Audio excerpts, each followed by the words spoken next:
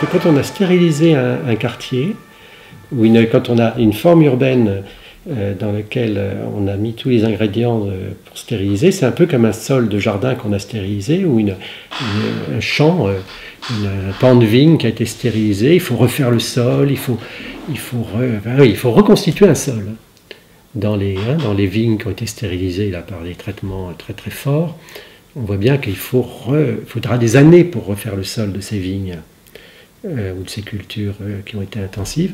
Dans des villes, ça va être la même chose. Il faudra peut-être des années, mais ce n'est pas impossible. Je pense que l'important, c'est de redonner devant les habitations riveraines une marge de manœuvre aux riverains. Il faut que les riverains aient en charge, acceptent de se retrousser un peu les manches et de donner à la rue quelque chose de très précieux, c'est-à-dire de la présence et peut-être du travail, un petit peu de travail.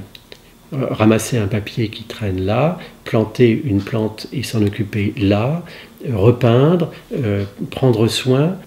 En fait, chacun n'a pas besoin de faire grand-chose. Et la somme de ces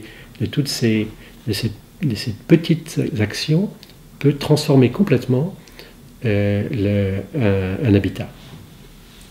Ce que les Américains appellent un urbanisme incrémental, incremental, c'est-à-dire de proche en proche. Moi, c'est ce que j'appelais dans le bouquin le principe des ruisseaux, c'est-à-dire que les rivières, que la vie de la rue est faite de multiples petits ruisseaux, et il faut les sauvegarder tous, les inciter, les encourager, et pas les faire à la place des gens. Si la puissance publique fait la rue par elle-même, ça n'a rien à voir.